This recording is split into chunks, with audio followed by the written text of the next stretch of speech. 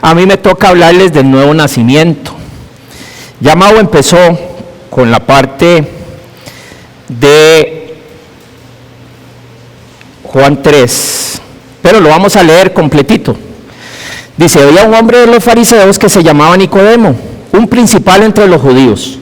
Este vino a Jesús de noche y le dijo: Rabí, sabemos que has venido de Dios como maestro, porque nadie puede hacer estas señales que tú haces si no está Dios con él. Respondió Jesús y le dijo: de cierto te digo que el que no naciere de nuevo no puede ver el reino de Dios. Nicodemo le dijo: ¿cómo puede un hombre nacer siendo viejo? ¿Puede acaso entrar por segunda vez en el vientre de su madre y nacer?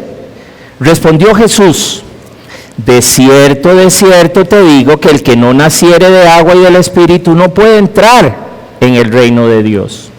Lo que es nacido de la carne, carne es, y lo que es nacido del Espíritu, Espíritu es. Nicodemo llega, empieza a adular a Jesús, y Jesús, cuando ya Nicodemo terminó de adular a Jesús, Jesús le dijo: vea, Nicodemo, vamos a hablar de teología, vamos a hablar del reino de Dios, dejémonos de cosas. Y lo primero que le dijo fue: es necesario nacer de nuevo. Tienen que entender que en esa época, cuando Jesús estaba hablando con Nicodemo, era una práctica de los judíos, no era una práctica, digamos que era, los judíos enseñaban, o los fariseos enseñaban que los judíos, por ser descendientes de Abraham, ya tenían el cielo ganado. Eso era lo que se enseñaba en aquella época. Pero Jesús le dice: tienes que nacer de nuevo. Esa frase, naciere de nuevo, cuando se traduce del griego antiguo, ese de nuevo quiere decir anoten. Anoten es desde arriba, es algo que viene desde arriba. Es la misma palabra que se usó en Juan 3:31 cuando dice: el que viene de arriba sobre todos es, ¿verdad? Entonces, nacer de nuevo, nacer de arriba, es exactamente lo mismo que tener una nueva vida, ¿ok? En términos de teología, esto se conoce como la regeneración, pero no es una regeneración moral, como pretende la religión, sino es una transformación total. Vamos a hacer un ejemplo. Vamos a agarrar a don Humberto, que está por allá, ya lo había escondido. Don Humberto, cuando usted vino al mundo, cuando usted era una cosita así, todo pequeño, precioso y todo, ¿qué hizo usted? No hizo nada. Cuando vinimos a este mundo, no hicimos nada. ¿Qué hizo Dios? Desde arriba, Anotem, tomó a la mamá de don Humberto y al papá de don Humberto, los unió y le dio vida a un nuevo ser. ¿Qué hizo Humberto? Nada. Ok. Cuando nosotros venimos a Cristo, dice que es necesario nacer de arriba, de agua y del Espíritu. Ahora, cuando don Humberto nació, que era una cosita así todo corrongo, él sabía caminar, él sabía hablar, él sabía leer, se valía por sí solo. ¿De quién dependía? De papá y de mamá, que le enseñó a caminar, le enseñó a comer, le enseñó a vestirse, y así sucesivamente. Cuando nosotros nacemos de nuevo, ¿verdad? Cuando Dios nos hace desde Anotem, desde arriba, nacer de nuevo, Él toma el agua y el Espíritu y crea un nuevo ser. ¿Qué hizo don Humberto para ese nuevo ser? Nada. Exactamente, en el nacimiento físico, lo que hizo él en el nacimiento físico es lo mismo que hace en el nacimiento espiritual. Nada. Ahora pregunto, cuando él nace del Espíritu, ¿ya nació y ya está el Espíritu completo? No, a ese Espíritu también hay que enseñarle a comer, a vestirse, a hablar, etcétera, etcétera. ¿Y quién lo hace? La palabra y el Espíritu Santo, que nos da la vida. Eso es lo que se conoce como la doctrina de la regeneración. ¿De qué nos regenera Dios? Bueno, ahí dice Tito el currículum que teníamos cada uno de nosotros. Dice: porque también nosotros éramos en otro tiempo insensatos, rebeldes, extraviados, sirviendo a concupiscencias y deleites diversos, viviendo en malicias y en envidias aborrecibles, aborreciéndonos unos a los otros. O sea, por Dios, ese es el currículum de nosotros antes de venir a Cristo. Eso es lo que Cristo quiere quitarnos cuando nacemos del Espíritu. El fundamento de nuestra salvación es ese, entender que nosotros no hacemos nada, nosotros no ponemos nada. Así como no ponemos nada cuando nacemos físicamente, no ponemos nada espiritualmente.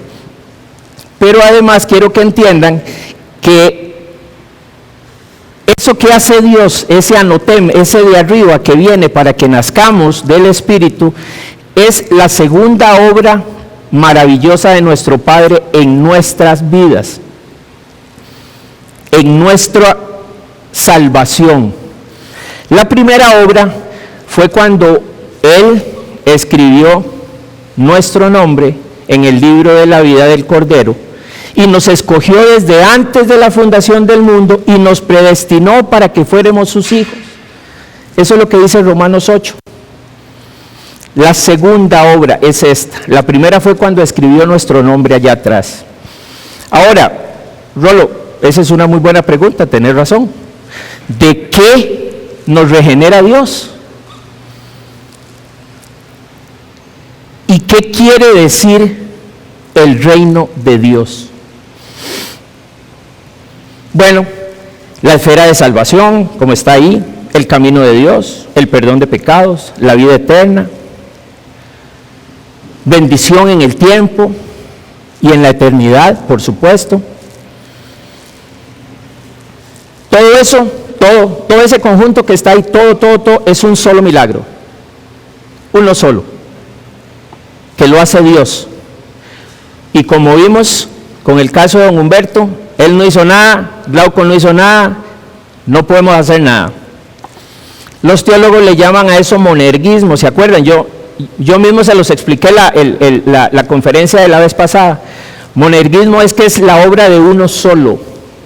Yo no colaboro, yo no hago nada, todo lo hace Dios. Entonces el pecador es el receptor de un milagro divino que desciende de Dios.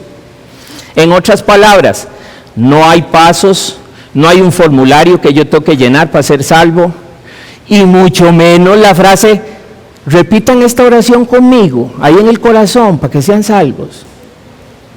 Eso no existe. Bueno, sí existe, pero no es salvación.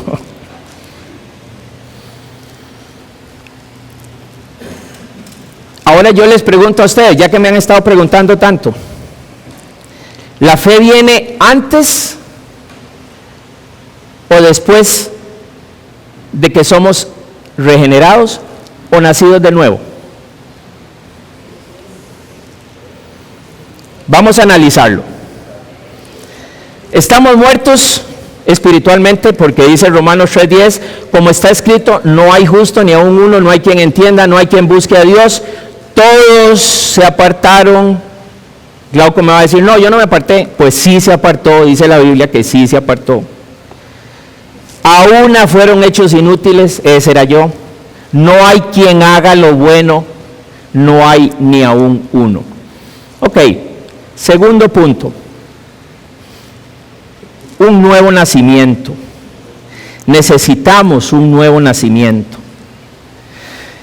Efesios 2:1 dice, y Él os dio a vosotros cuando estabais muertos en vuestros delitos y pecados, os dio vida cuando estabais muertos en vuestros delitos y pecados, y éramos ajenos a la vida de Dios, no nos importaba, estábamos en otra cosa. Además, tenemos convicción de pecado, dice Juan 16, y cuando Él venga, convencerá al mundo de pecado, de justicia y de juicio. De pecado por cuanto no creen en mí. Y después viene el arrepentimiento.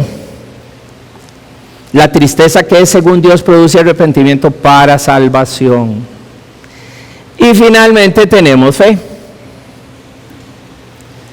Dice, porque por gracia sois salvos por medio de la fe, y esto no de vosotros, pues es don de Dios. Por supuesto, es el séptimo don del Espíritu Santo, no lo teníamos.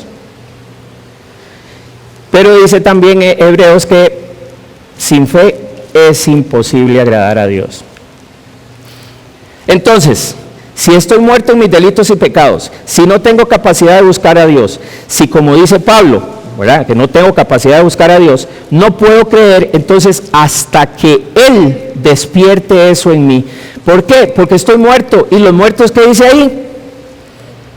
No piensan, no tienen vida, no tienen nada, están muertos. Por lo tanto, el nuevo nacimiento precede a la fe. Seguimos con el versículo, el pasaje que estamos viendo. Entonces Nicodemo le dice, ¿cómo puede un hombre nacer siendo viejo? Bueno, aquí tenemos que aclarar dos cosas.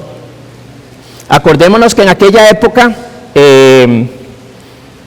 para ellos, para los judíos, al ser descendientes de Abraham, ya tenían el cielo automático. Pero cuando Jesús le habla de estas cosas a Nicodemo, le está recordando las promesas que hay en el Antiguo Testamento de un nuevo pacto, que están en Deuteronomio, están en Ezequiel, están en Jeremías. Básicamente lo que dicen esas promesas son básicamente tres cosas: la reunión de Israel, la purificación y la transformación espiritual del pueblo y el reinado del Mesías. Y ellos estaban esperando el Mesías. Y si ellos creían si él les creía que estaba hablando con el Mesías, las otras dos estaban automáticas. ¿Ok? Cuando ellos hablan de la reunificación de Israel, era porque venían del exilio en Babilonia. Cuando habla de la purificación y transformación espiritual, ellos están viendo a los fariseos que les están predicando. Entonces ya ellos dicen, no, estos nos están transformando ya. Lo que estaban esperando era la llegada del Mesías. Entonces, cuando Jesús le dice que es necesario nacer de nuevo, ahí sí Nicodemo está perdido, porque no entiende. Él, como maestro del Antiguo Testamento, no entiende por qué. Si él es el Mesías, ¿por qué ahora me dice que tengo que nacer de nuevo? Si usted es el que viene a salvarnos, ¿verdad? Pero Jesús le insiste, le dice, de cierto te digo, es necesario nacer de nuevo. Ellos no necesitaban esa transformación, sino que ellos necesitaban una conversión completa del Espíritu Santo. Pero entonces Jesús le dice, el que no naciere de agua y del Espíritu no puede entrar al reino de Dios. Aquí hay varios puntos que vamos a analizar con respecto a las teorías que se manejan cuando dice nacer de agua. Para algunos, nacer del agua significa ser bautizados, pero no hay mucho fundamento para eso. Para otros, nacer del agua significa nacer de la palabra de Dios, haciendo referencia a Efesios 5:26, que dice, somos purificados en el lavamiento del agua por la palabra. Pero para otros, ese nacer de agua significa recibir el agua de la purificación del nuevo pacto que él sí conocía.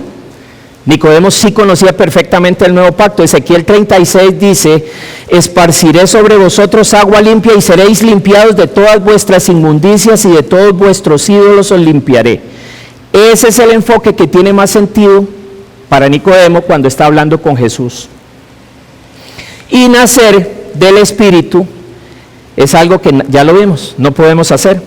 Nacer del Espíritu es ese nacimiento que Dios produce en nosotros. Así como Él produjo nuestro nacimiento físico, Él también tiene que producir nuestro nacimiento espiritual. Ezequiel 36:27 dice, y pondré dentro de vosotros mi espíritu, y haré que andéis en mis estatutos y guardéis mis preceptos y los pongáis por obra. Vamos concluyendo. Segunda de Corintios 5:17 dice, de modo que si alguno está en Cristo, nueva criatura es. Nueva criatura es. Eso es a lo que se refería Jesús cuando le hablaba a Nicodemo de nacer de nuevo. Las cosas viejas pasaron y aquí todas son hechas nuevas, y esto proviene de Dios, Y en Santiago dice, toda buena dádiva y todo don perfecto es de lo alto. Ya lo vimos. Y desciende del Padre de las luces, en quien no hay mudanza ni sombra de variación. Él de su voluntad nos ha engendrado por la palabra de verdad para que seamos primicias de sus criaturas. Entonces dice ahí Santiago que toda cosa espiritual, toda cosa santa, todo lo que a ustedes les ha sido dado como un don, como un regalo, que puede ser considerado perfecto porque es santo y justo, viene de arriba, anoten, y desciende del Padre de las luces.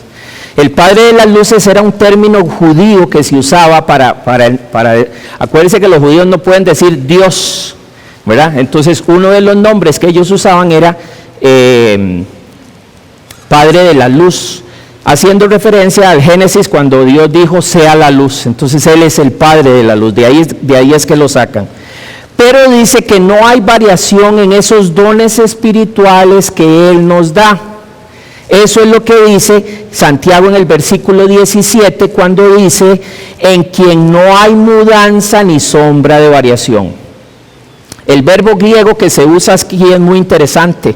Cuando dice sombra de variación, quiere decir que no se devuelve, que no regresa.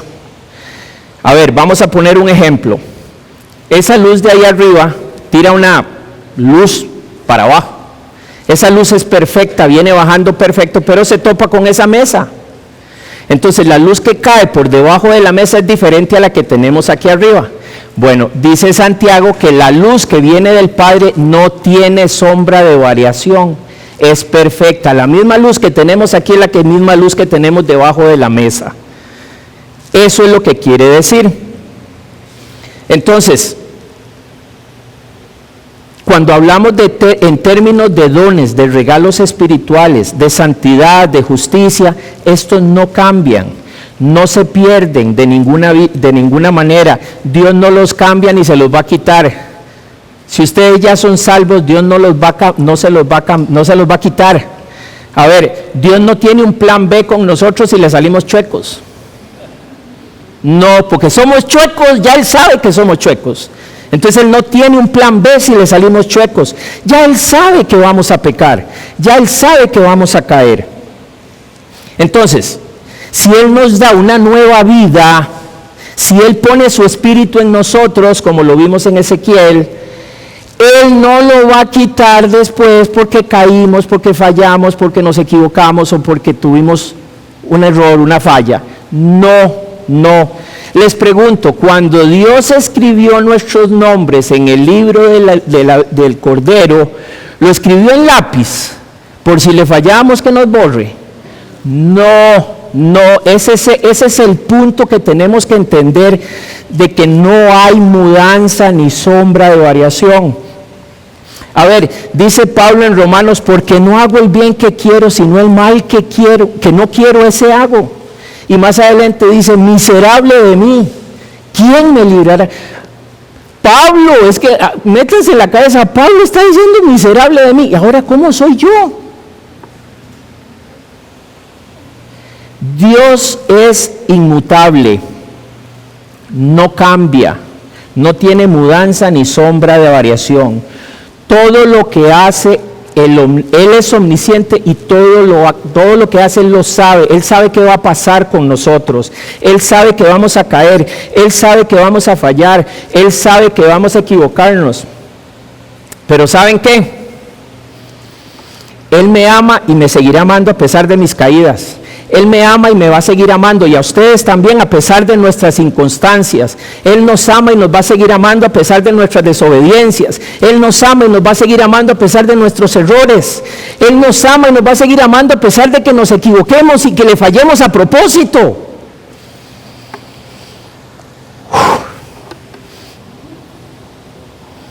Perdón. Ese es el amor de Dios del que habla Juan 3:16. De tal manera amó Dios al mundo. No lo podemos entender, pero ese es el amor del que habla Juan 3:16.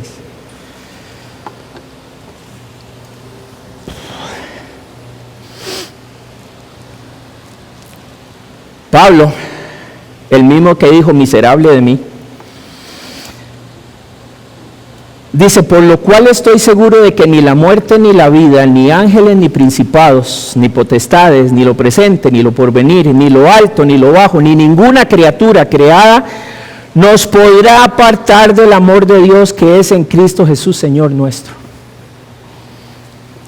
Nada nos puede apartar. Buena pregunta, Glauco. ¿Qué hace la regeneración?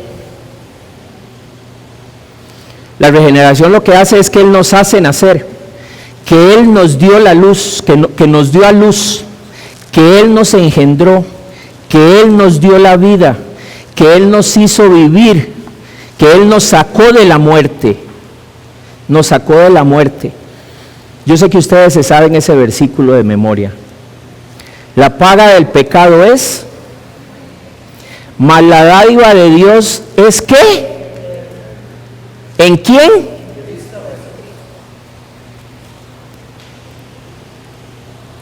Eso es la regeneración.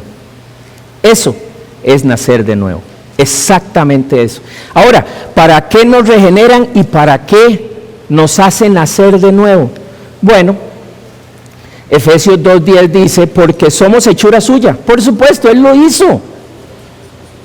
Creados en Cristo Jesús, ¿para qué? Para buenas obras, las cuales Dios preparó de antemano en una eternidad pasada para que anduviésemos en ellas. Literalmente dice que fuimos creados por Él, ya yo creo que no hay duda de eso, y nos creó con un propósito de que hagamos buenas obras.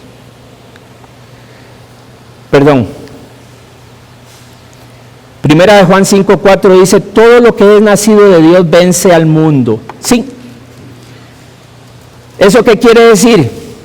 Que ya no amamos al mundo, ya no amamos las cosas que están en el mundo, ya no amamos los deseos de la carne, ya no amamos los deseos de los ojos, ni amamos la vanagloria de la vida. No, ya no amamos esas cosas. Y el versículo 12, que no está ahí, dice, el que tiene al Hijo, tiene la vida. Y el versículo 11 de primera de Juan 5:11 dice que la vida está en su Hijo. Ahí se los dejo.